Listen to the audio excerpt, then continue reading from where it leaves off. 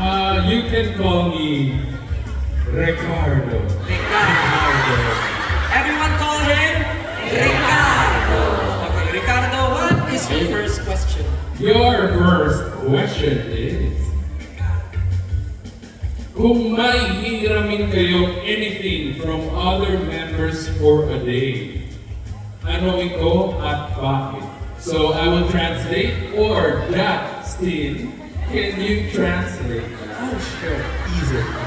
Wow. If one of us could borrow anything from one another, what would it be and why?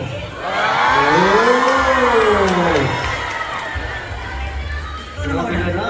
Answer first? O doon tayo mag-score ka na. Okay, you go first. Ano to, isa-isa? Yeah, isa-isa. Isa-isa. You can borrow one thing from one another.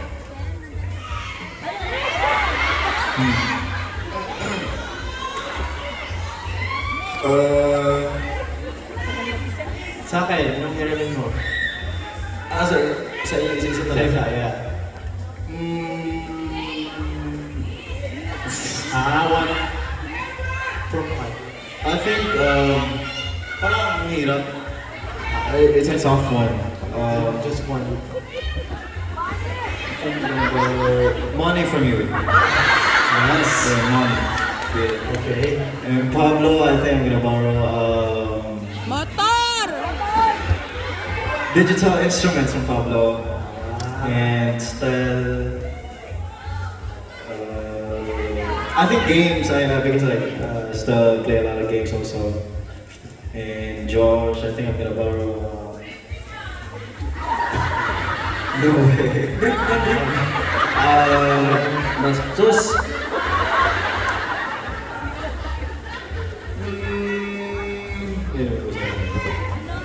Pwede rin wala. Siguro yung pampalambot ng buhok. Kasi yung mga ano din yung buhok, t-shirt. Yeah. Ba't mo alam na malambot yung hair Damage niya? hair. Ako naman? Si Justin. Gusto kong i-borrow ang kanyang cellphone for a day. Titignan ko lahat ng kanyang sikreto. Hindi, no, just kidding. Yung turtle niya. Turtle. Turtle? May turtle? Wala bang turtle? I have two. Ha? I have two. Di ba? So I'm gonna borrow one of the turtles. Ako na-experience, mag-alaga ulit. Kasi meron ako dating turtle. Gusto mo yung pagong ko? Ha? Gusto mo yung pagong ko? Oo, gusto ko yung pagong mo.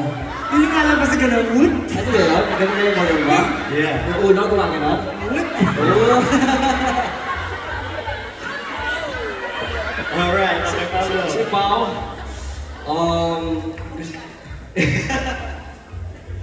kapugian daw.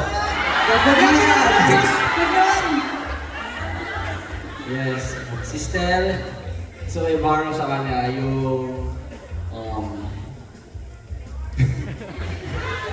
yung massage chair niya. Yung massage chair niya. Meron siyang massage chair sa bahay. Thank you po sa nagregalo. Thank you po.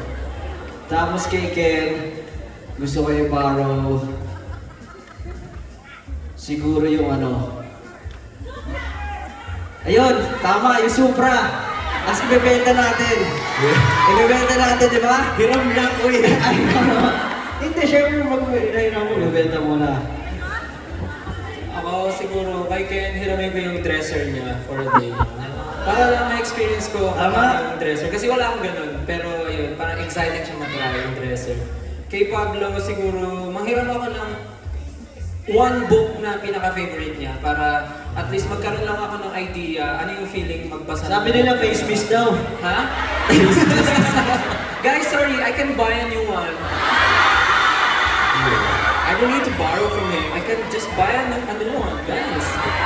Kaya nga kami nagtatrabaho para may pambili kami. Ayan, hiram ako sa kanya ng book. Yung pinaka-favorite niya para matry ko lang yung feeling ng binabasa niya. Teka. Tapos na ba yung binigay yung libro sa'yo? Oo, yung sa yung basta yung yung for company. Oo. Yung nasa table ko. Yes. And then kay Josh, siguro hiramin ko. Ano pwedeng hiramin sa'yo? Hiramin ko na lang siguro si Tita, ano? Si Tita na lang. Si Step Into My World. Para pag hinirap ko yung mama mo, kasama yung spices niya. Yan na lang. Kay Justin, hiramin ko yung mga paintings niya and yung mga blank canvas niya. Magtatry ako mag-paint, tapos pag sinoli ko sa kanya, tanggapin niya na lang kung ano yung pinaint ko. Yes. Ano ba? Oh, sige. Hindi ba? From Ken, I'd like to borrow his tattoos. Para cool din si Pablo. Ay, gusto ko rin kasi magka-tattoo, pero ayoko permanent, so nakuha. Nahiram lang, sasauli ko lang. Galumigan ka namin mamaya. Sige. Barbie, gusto mo? Pwede rin. No regrets. No regrets. Tapos kay Josh, sabi niya kasi last interview, his best accessory daw is his confidence. So I'm gonna borrow his confidence. From Stan, I will borrow his biceps kasi it's so big. Kaya mo rin yan eh. Ba't di sa akin? No, cannot be found. Kay Justin naman, siguro yung cats niya para mas dumami yung cats niya. Para mag-away-away sila sa bahay. My turn. Okay, kay Pablo, I'll borrow Tita Grace. Because Tita Grace is a good cook. Oo, bakit? I want to eat a lot of delicious food. Ito pinag-aaway pa yung mga nanay. Ano may mga sasabihin? Gusto mo ba ito magsabunutan si Tita Gemma? Nakara ba? For Stel, I'll borrow his cats as well. So, playmates with my cats. Yes. For Josh, I'll borrow his problems. So, he can be free from his problems. I'm such a good friend. Like that. Kaya nga problema niya yung sarili niya eh. Yun lang. For Ken, I'll borrow his most expensive clothing.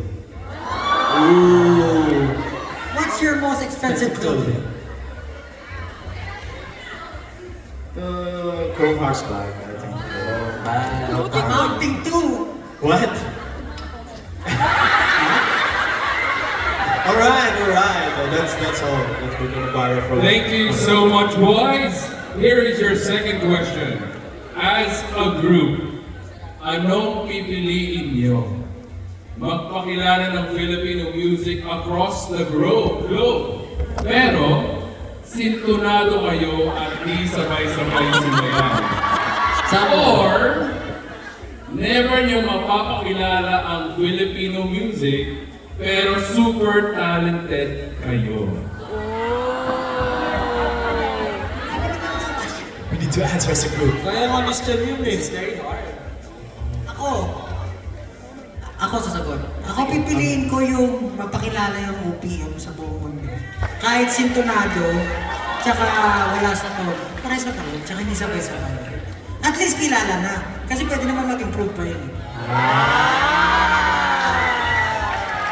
Tsaka, also, I have learned something from Spider-Man, watching Spider-Man. Wow. You know, sabi doon, with great Spider! power comes with great responsibility. Higher bill sa Meralco. Yeah. With great power, there's great responsibility. Yes. But dun sa bagong Spider-Man, that responsibility, you're not gonna do it alone. You need someone. So if we were able to introduce Filipino music across the globe, na sintonado, others can prove it, di ba? Like the other groups na better sa inyo, because we need to be together as one. Yes. Galing. Yes. Yes, next That's the question. answer for the group. Thank you so much. Copy-paste. This is a question for everybody. I will do it one by one. Alright? For Stel, kung gagawa kayo ng movie na kayo ang actors, if you will create a movie, what would be the title? Thank you for that wonderful question. If we're going to make a movie, I believe The title would be Stop, Stop, Stop. And it goes like this. Stop, stop, stop! Thank you, Sel. The movie title is Stop, Stop, Stop. Yes. Now, Justin, what is the conflict of the story?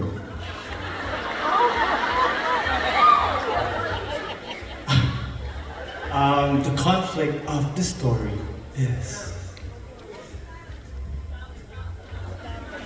that time will always stop whenever you do something good.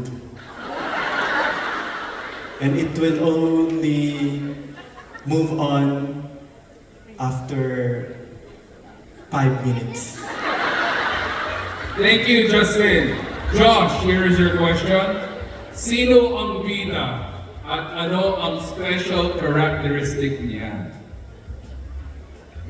Special characteristic? Meron man, no? Ikaw ba nagawa eh?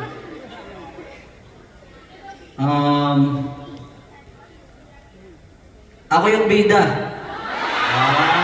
Kwento ko yun eh. Si ako yung bida. Kwento ko yung reference. Ano special character? Blue eyes siya. Ayun, blue eyes siya. Thank you. And Ken, sino naman ang kontrabida? Who is the villain and what is the special characteristic? I think Stella will be a great villain for this one. Kasi sa lahat ng mga ano kasi ni Josh, lahat ng mga sinasabi ni Josh, si Stella talaga yung umabara sa kanya kasi wala talagang masabi si Josh.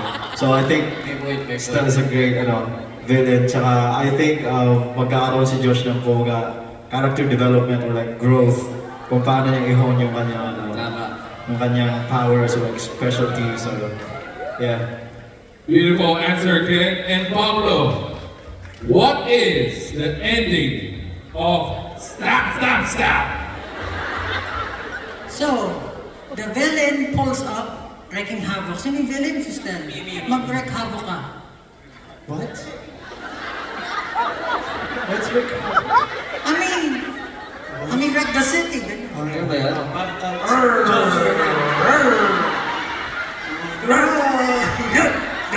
Nag-ground. Pero may thirst trap yung havoc ko na to. There's not. May thirst trap.